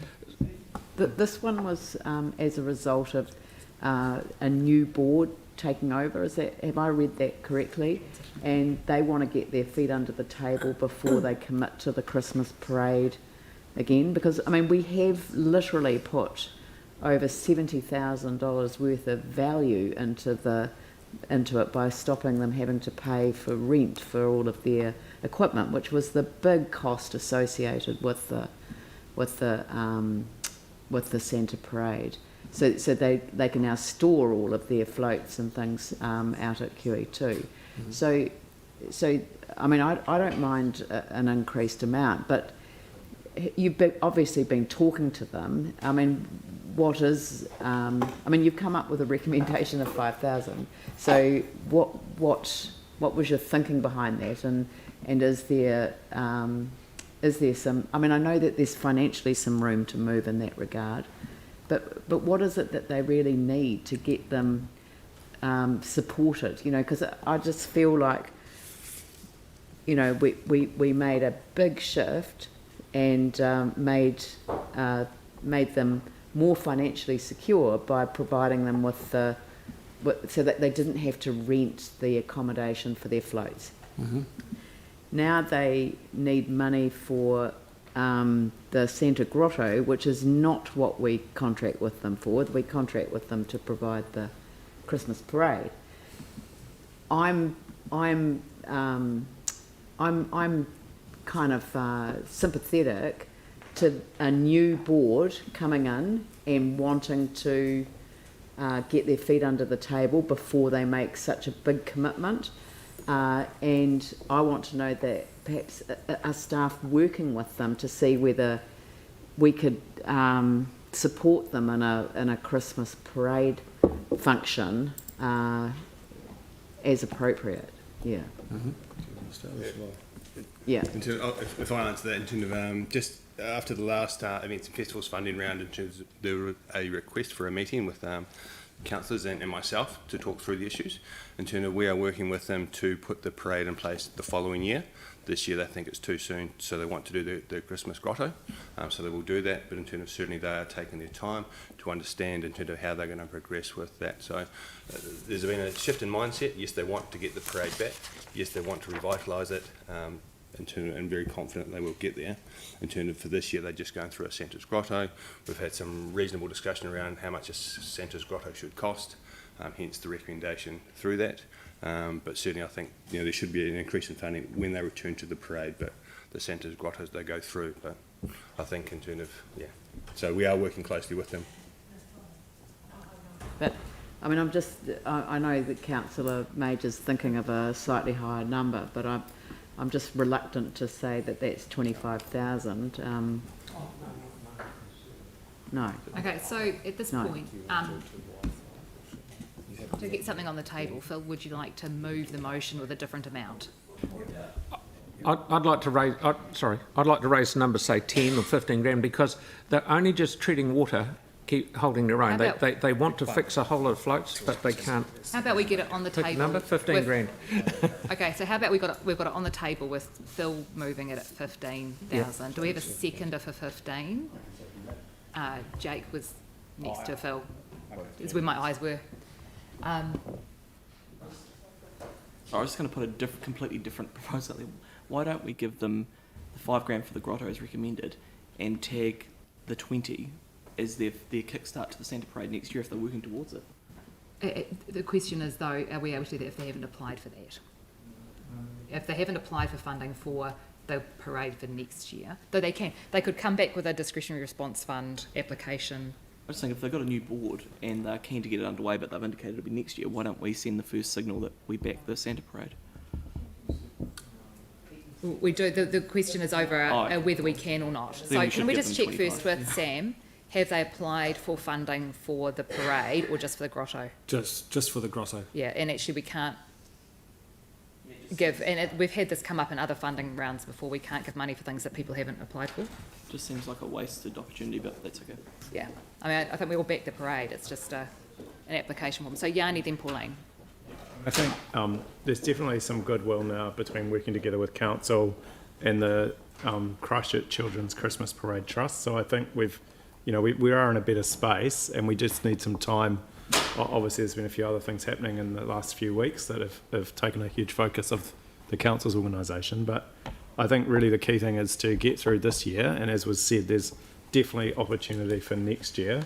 But I do think it needs a more considered proposal than just what's in front of us today. So just in regards to the grotto, I just wanted to check with council staff around, obviously, that regardless of the quantum that we give in, is there any other in-kind kind of support that we can, or advice that we can provide to the trust to kind of help them, things like traffic management, for example, maybe some help with some events planning? Yes, we can. There's no traffic management required because in terms of it's kind of they're doing it within their building on QE2 Park. So certainly we can provide help and advice and support through in-kind equipment where we have it, and we'll do that. Just to add, I think the point is the Santa's Grotto's for 5 days to go through, so it's a 5-day event that they're looking to run. So we'll work with them and provide them support and get them through that. Great, thank you. Pauline. So, and I think we have asked staff to work with them and support them, and it sounds like you are, so thank you. Can I just ask you, in your view, the $5,000 is adequate for them to run the grotto, and it's not going to put them under financial duress? I think the $5,000 is enough to run the grotto in terms of, but obviously you can run a grotto and you can spend a lot of money on it, or you can be in terms of a different way to run it. In terms of, I think where they're getting to is, and I'll take and is probably to come back when they have a better plan for the Santa's the parade next year, then maybe we can come back early to seek some early funding to set that in mind. So yes, once we have more certainty, we can come back. We won't wait till next financial year. Once we've got that set, we can come back at that point. So we need to think that this $5,000 is just for the grotto, the 5-day Christmas grotto. Your view is that's sufficient funding for the grotto, and they'll come back early next year to give them some head start to prepare for the parade. Is that correct? Yes. Yeah, but there was the recommendation, which is why she mentioned it, which is fine. Yeah. No, that's a substantive. Well, no, that's been moved with 15. Yes, I know. You know what I'm talking that's about. Fine. Yeah. Okay. So, are there any further actual questions? No. So we have a motion on the table by Phil, seconded by Jake, that we fund $15,000 for the Santa's Mega Grotto. Phil, would you like to open the debate? Or would you like to wind it up, or both? No, Phil gets to do both because he's moving the motion.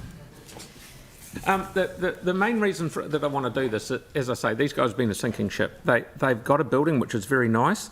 We used to give them 70 grand a year funding, which 65 of them, that went straight to the landlord for where they used to be. So we really, I know we've given them a building, the floor is damaged, the concrete needs a little bit of fixing and stuff like that. So they would use, not necessarily, and I've got to be careful how I say this, Santa's Grotto money to do stuff for doing up the floats to make them look better. They've been holding them together with chewing gum and string and stuff for a long time. They need some serious maintenance and stuff done to them. So that's why I'm trying to just get them a wee bit more dough. Thank you. Yanni? I'm really supportive. And there's a few other things going on here too. The fact that they're next to Shirley Boys and Avonside Girls, so they've actually got a partnership, as I understand it, with the high school. There's so much opportunity to actually work towards a really fantastic parade in the future by just getting greater synergy around education, training, learning, the parade organisers, and possibly some of our own council companies and organisations. So, I came away from the meeting that we've had in a really good space. I think we are going in the right direction. We just need some time. And I also think actually it's really prudent. Look at what's happening with COVID around the world right now with the Delta variant. I'd rather them have the grotto this year and then focus on something with a lot more certainty next year, hopefully, as we're coming through the vaccination in terms of the pandemic. So to me, this kind of makes sense. Even though they've got the building, I do believe there is some capital contribution that is needed to get to a fit modern state. But I think we can work that through with a further application or funding consideration. But I have no doubt in my mind that we could have the most fantastic parade in our city with all the talent and creativity that we have to really showcase the city to not just local people, but actually around New Zealand or maybe even internationally in the future. But this year is not the year to do that. Next year is. It's an anniversary occasion as well. So I think let's focus on that and let's give them some support in the meantime. Thank you. Tim? Thank you. Yanni, Phil and I with Nigel met with the new trust and their new artistic director, and it was really uplifting their vision and their want for the future. It's a totally different attitude, which I think is outstanding. Let's not be fooled, we've given them a building which is really, really good, but with regards to health and safety, with the grotto, etc., I think they are going to need a wee bit more money to just up the grotto to make it just that better standard. So rather than them kind of crimping and saving, etc., I'd really like to show them some a real positive way forward, because they have shown that they've got an outstanding artistic director, I think, and the what they're wanting to do with regards to local talent in the future.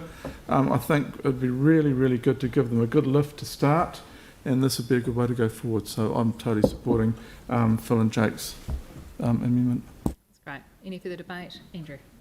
Yeah, I'm certainly supportive of the higher amount. They applied for 25, which represents about a third of the overall budget for this project.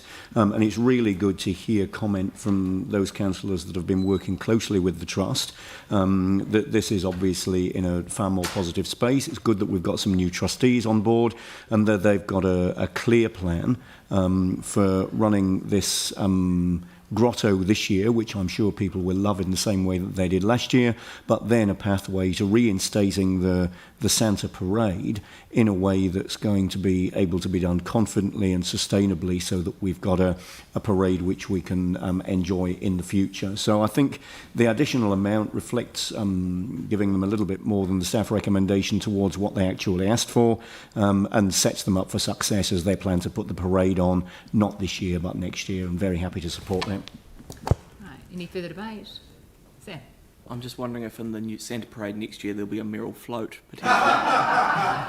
Of course, that's why we support And it. with that, I will put the motion. Those in favour, please say aye. Aye. Those against, I declare that carried. Thank you very much.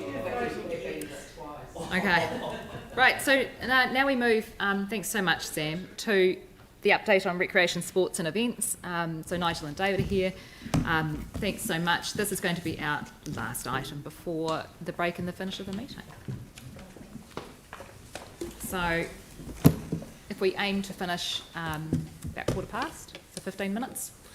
So I know there's a significant number of slides. Oh, yeah, look at that. But we'll go through them relatively quickly. There's some really good update stuff for people. We'll get there. Right, thank you. Let's get started. I wasn't. In terms of, so kia ora, in terms of what we've got is we'll go through, do a bit of an overview of the Rec Sports Events and Arts unit today in terms of some of the stuff we've got going, and happy to take questions at the end if we need to. We're going to... Oh, microphones. Yeah, that's it. Obviously, we're part of the Citizen and Community Group. Our unit's focus is in terms of enhancing the wellbeing and the resilience of the citizens and communities. We contribute to safe, healthy and inclusive communities by providing high quality sports and recreation facilities, arts and events. We provide opportunities for people to express themselves and be challenged by arts, music, theatre, dance and other media to understand the celebration of many identities and our heritage as we work our way through that. In terms of what we do have is we have circa 5.2 million participations per year through the activities and the assets we have. Currently we have 600 staff. In terms of by the end of next year that will probably double to 1,200 as we open Parakiori, the Hornby Centre and Te Pou Toitoi. What you've got there is a photo from Matariki in terms of which is obviously earlier this month. Fantastic, just lighting up the pier and fireworks going off and all the people on the beach. What we have in terms of within our arts team, our arts and events team, we have an arts team who are coming to present to you, I believe, at the next meeting around Te Ototahi, which is the Christchurch Arts Strategy. So I won't talk too much about that, but they'll come back and talk to you that. But I will confirm that we do have confirmed funding from Creative NZ and Rata Foundation to support the implementation of Te Ototahi, which is nearly 500,000. So we'll be able to report that to you in more detail next time. But I know that was a question you've been asking previously. The focus of our arts team obviously is they had a big emphasis on Te Rama Mai, so celebrating Matariki, and certainly being able to bring that lighting show to the central city to get people through the city. So rather than being the show that we all remember back at Botanic Delights, where it was an event hosted and that, in terms of we're just getting the foot traffic and getting people back to explore our city. So slightly different feel, but certainly we'll have the numbers back by the end of this week of the economic impact and how many people came into the city over that time frame. So we really, in terms from feedback, it made a big difference. Event production team, we deliver New Year's as one of the events we deliver. Other events that our team prepares is Christchurch is Lit, the Summer Theatre, Kite Day, Symphony in the City, Lazy Sundays, Ototahi Together, which obviously was that concert that was in the gardens that came down, and obviously COVID alert changed, but we managed to live stream that quite quickly. The 10th anniversary of the Earthquake Memorial, the March 15th National Remembrance and the America's Cup Fan Zone, Anzac Dawn Service and Te Rama Mai. So it's quite a busy team in terms of, and they have quite a lot of participation through that. And then we have the events partnership team, obviously a challenge for them with 17 events that signed up to the CFPE program, and certainly it was a fantastic that through that last year we were able to divert 28.5 tonnes of waste through that program. So continuation of that fantastic project that started 3 years ago. They've also, this team provides significant support and advice through events that are delivered in the city and around, particularly through the COVID, so they do the event permitting elements, but certainly in terms of advice on how to deliver events, how to change things and work with the event organisers to make this city as seamless as possible for when events are delivered here. And this is just an image of Sparks when Hagley Park, when it's full, just seeing how busy it is with noodle markets in the corner on the stage. The other stuff we do have is the provision of operational rec and sports facilities. We have 37 facilities currently throughout the city, with a gross replacement value of 293 million. That will likely double when you bring on Parakiori, Te Pou Toitoi and the Hornby Centre as well. So there's a significant amount of work that goes on in that space.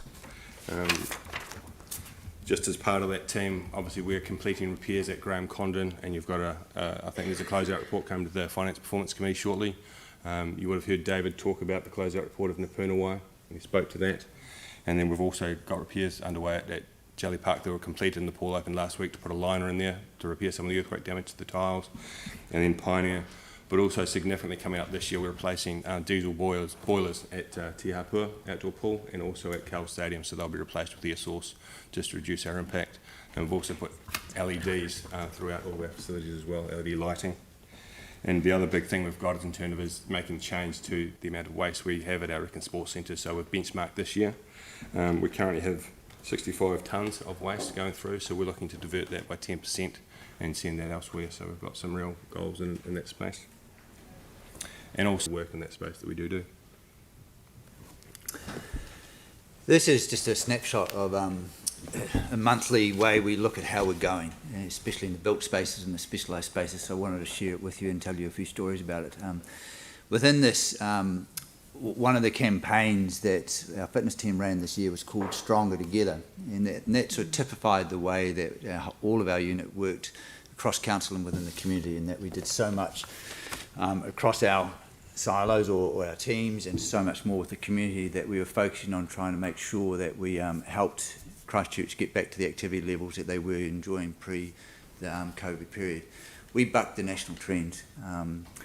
The rest of New Zealand was taking quite a dive post-COVID with the activity participations. You can see the numbers there that we actually exceeded the numbers of people being physically active pre-COVID, post-COVID environment. So we were very satisfied with that. A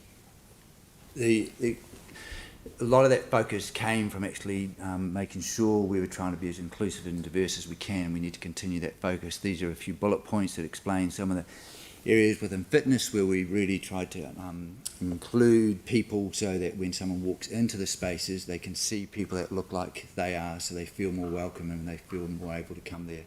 This can be achieved through tours, through relationships, through dedicated programs, through partnerships with Sport Canterbury, through partnerships with local schools, helping people transport to the location, looking at all the barriers that were stopping people coming to the spaces and trying to open those doors more and more.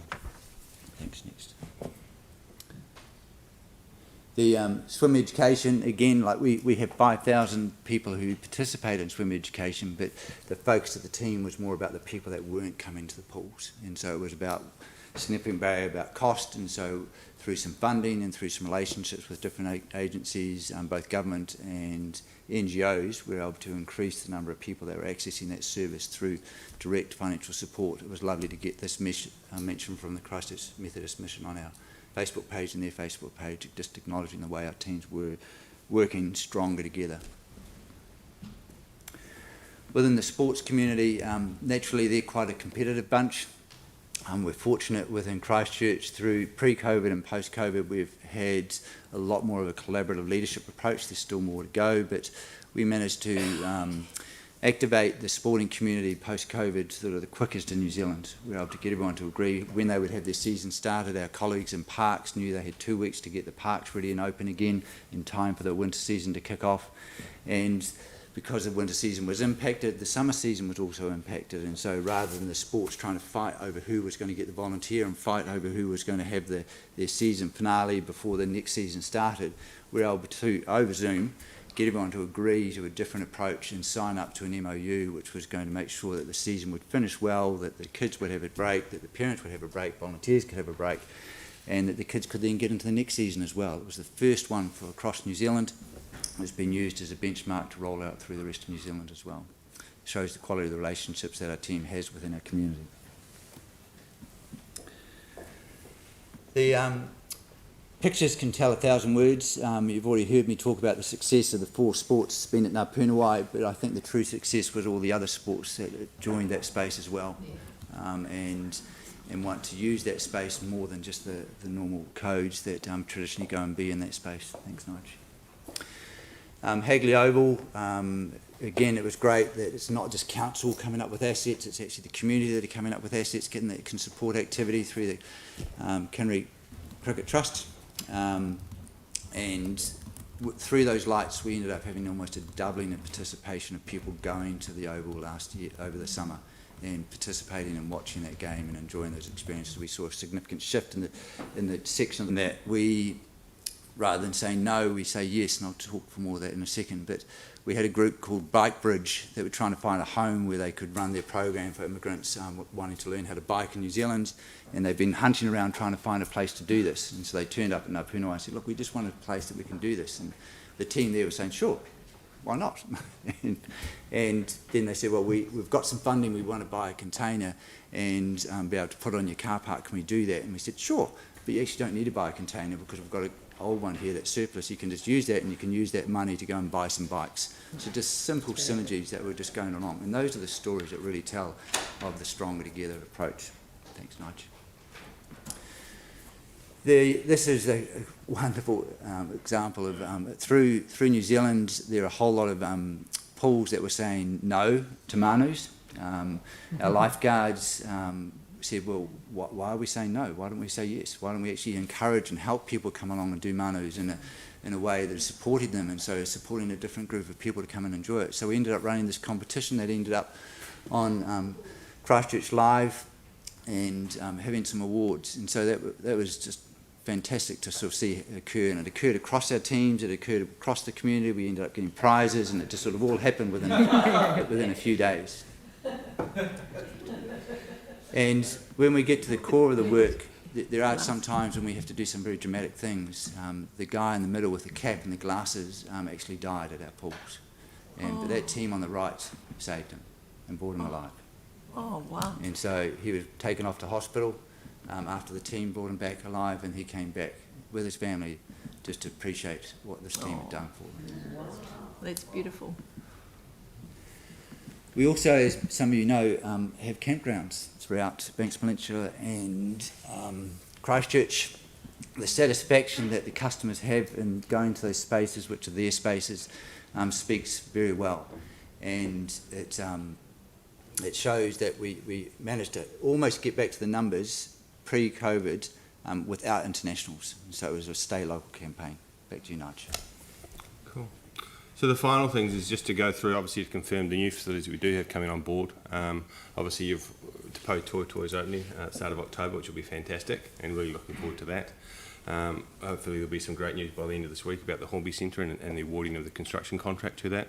But I thought it might be worthwhile just talking through Parakiori in terms of it's going to be significant for the city, and just to throw some images and just remind you what's going to be in there. So obviously in terms of, it's an opportunity for all, in terms of it needs to be for everyone. It's not for the elite, it's for everyone to be able to use this facility. Unlimited opportunities to connect, compete and play. In terms of it's open for everyone, like I just said before. People will compete there. There will be a competition pool. So Canterbury's only 50-metre pool with 10 lanes. A movable bulkhead that transforms it into two 25-metre pools. Be able to take 1,200 spectator seats. Meets broadcasting standards, local scoreboards, FINA compliant, and it'll be ideal for competition, swimming, water polo, underwater hockey and canoe polo. There's also a dedicated dive pool, two 25-metre dive well, 20 by 25-metre dive well with 3, 5, 7.5 and 10-metre platforms, and two 1 metre and 3 metre springboards, and it's FINA compliant for deep water sports, so water polo, a whole range of different things will happen in that dive well. We have, on the dry side, we have show courts. There's 3 show courts with 2,500 fully retractable seating in event mode. Obviously it's got media and broadcast facilities, but that's just an image of where we hope to have the red and black seats just to make this Canterbury. This is our facility. Get into the other side, which is the multi-purpose courts. There's 6 multi-purpose courts on the dry side as well. That'll host more than 7,000 participations each week. And basketball, netball, handball, volleyball, futsal, pickleball, badminton's a whole range of activities that'll go on there. In terms of, and the team that Craig Hutchins is leading currently is engaging with the groups to make sure they're ready when this opens, and actually making sure that we have space for those sports that haven't had space previously. So pickleball, handball, a whole range of different things, because that's where the real opportunity for growth and participation is. It's just an image where people train and connect. In terms of the health and fitness side, there's 700 metres squared of a fitness centre. We'll be home to over 2,500 members. We'll have gym equipment, personal fitness centre, and just will add to the suite of fitness centres we have across the city.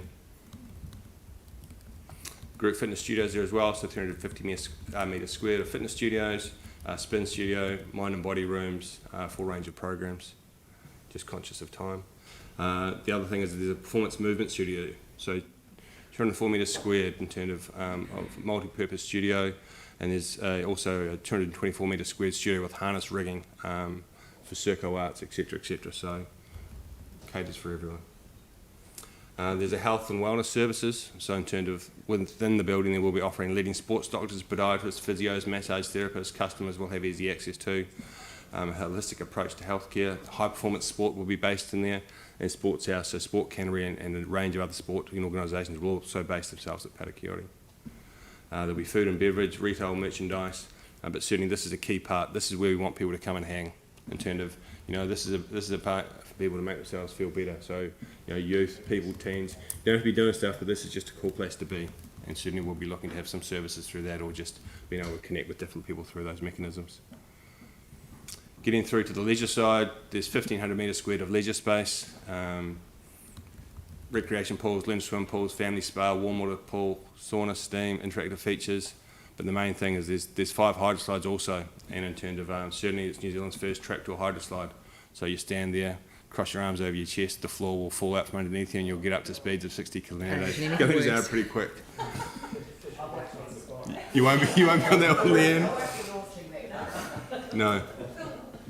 But 5 hydroslides, and then we get down to the aquatic sensory space. So this is the first of its kind in New Zealand. So this is a replication of the Southern Centre that's currently at Pioneer, but this is an aquatics version of that. So people can come, sensory experiences in a nice controlled environment, so people can become comfortable and understand and enjoy the play of water. That's all I've got in terms of it. Certainly we're looking over 2 million visitors per year. It's the second largest in Australasia, but it's going to be magnificent when it opens, and our team's working really, really hard to get that ready, along with Te Pau Toi Toi. And the other one I have missed off is Hipuna Taimawaina, and great success, 126,000 people through in its first year when we'd aimed for 75,000, so great success, and Tuna continues to be really successful. That's fantastic. 36 slides, very quickly done. Huge range of information there, and I know people have questions, so open to questions, and after questions we'll be moving to the break and then back at 2 o'clock for the development contributions. So the length of the meeting is based on the length of the questions. Yanni, then Anne. One thing that stands out with Parikura is there's no early learning centre, and one thing that's come up is that we don't seem to be putting parent rooms into our facilities. Do we have any sort of policy around the provision of facilities? Like, we're obviously improving a lot with accessibility, but for parenting we sort of seem a bit behind. Absolutely. I'll give you a real example. So at Te Pau Toi Toi, in terms of in the multi-purpose room, we're working with an organisation to provide childcare in that room while parents are utilising the pools and the facilities. So rather than having a dedicated standalone space, we're utilising spaces when they're available to allow those sorts of things to happen. So yes, we are doing those sorts of things, right, in terms of, but no, there's no policy on in terms of how often or when we need to have early childhood. And actually the early learning centre was actually removed early on in this project. Yeah, but in terms of the actual, like, if you go to the art gallery, they've got a really awesome parent room. If you go to the library, it's a lot. It's got done. No, I appreciate. Yeah, no, we don't have dedicated early learning centres, but certainly we look to work with families to make them come. So hopefully, they come with others and they share themselves. Look after the 2 younger children. While I was just interested in the parenting facilities that's available. Sorry, in the change room area. Not change room. It's more like for feeding people, breastfeeding, all that sort of stuff. No, we don't have dedicated rooms for breastfeeding within our facilities, but certainly open to allowing people to use spaces for those types of things, and we're pretty comfortable people can use them within the facility as well.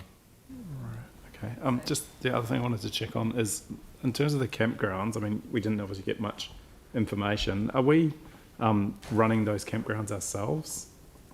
Like, I don't quite understand all the different relationships we have with the operators, ones we operate, ones we lease out. Do we have are we able to get kind of just a bit of feedback around, what's been happening, particularly with, I guess, COVID? But I know we've done, for example, we've been out to O'Kane's Bay. Yeah, no, the question's clear, so we'll just let them answer. So there are 5 spaces at the moment that have campgrounds on council land. Right. One is a lease, which is the South Brighton one, which is a full lease for a private provider to operate the space. The other 4 spaces are currently run by staff within my team. The O'Kane's Bay is on Māori land, but it's looked after by the council under agreement, and so at the moment they run at a cost neutral situation. Right, so do we directly employ the staff that we do that run the campground? For O'Kane's, Spencer and Devotionals. Right. Pigeon Bay is we have a caretaker who puts up the toilets. So we're not contracting in any companies to run services at them? No. Okay. That's great, thank you. Anne. Thank you,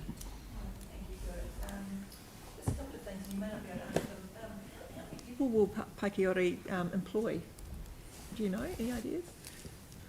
Yeah, we do. I think there'll be maybe about 400. Obviously, it depends on whether they're short, part-time or not, until when you start walking through casuals, swim tutors, a whole range of different things. So you've got to remember a group fitness instructor comes, delivers one class, and then disappears. So it's a significant investment. Yeah. It's a large facility.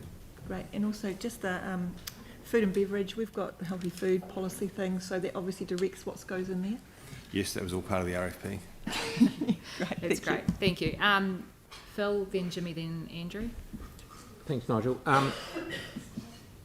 The hot pools, correct me if I'm wrong, did we budget to help them out to the tune of 700 grand, but now they've got so many people going in there, they haven't used that money? Yes, it must have helped the situation. That's correct, and as per the email that came out to councillors, just clarifying in terms of, so we haven't had to subsidise the pools as per the original business case to the same extent. So it's fantastic, and I think the main thing with that in terms of it's the additional investment that's bringing into New Brighton. So in terms of, I think in that email also talked about the additional money that's been spent in Brighton since the hot pool's open. And one thing I noticed down there, the initiative you guys had, well, maybe with Merrin, to chop that front fence down so you can see the sea from being in the pools, which is... That's right, there was an adaptment to make sure you can sit in the pools and actually see the sea, so we just cut the fence, put it on hinges and fold it down. Thank you. That's great. Jimmy. Thank you. Yeah. 2 questions. The first one, because you estimate 2 million people per year, and also cover local, regional, and international one. But so every day, average is every day is around 5,500 people, also diverse people.